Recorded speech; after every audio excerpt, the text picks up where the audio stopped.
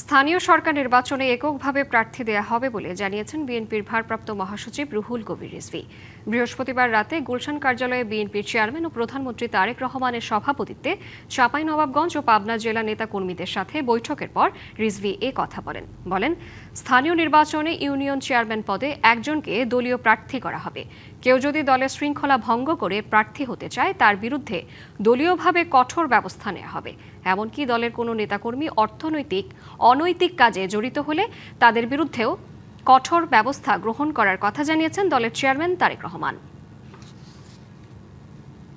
স্থানীয় সরকার নির্বাচন আগামী যখনই নির্বাচন কমিশন ঘোষণা করবে সেই ঘোষিত তারিখ অনুযায়ী যাতে তৃণমূলে বিশেষ করে ইউপি চেয়ারম্যান পদে একজন প্রার্থী হবে, একজনকেই দল সমর্থন করবে, সেইখানে যাতে কেউ সেটিকে অতিক্রম করে অথবা সেই নিয়ম বা শৃঙ্খলা ভেঙে একাধিক প্রার্থী যাতে না হয় সেই ব্যাপারে কড়া বার্তা তিনি দিয়েছেন।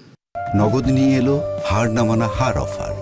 সর্বনিম্ন 10,000 টাকা রেমিটেন্স নগদে পাঠালে থাকছে স্বর্ণের হার জেতার সুযোগ।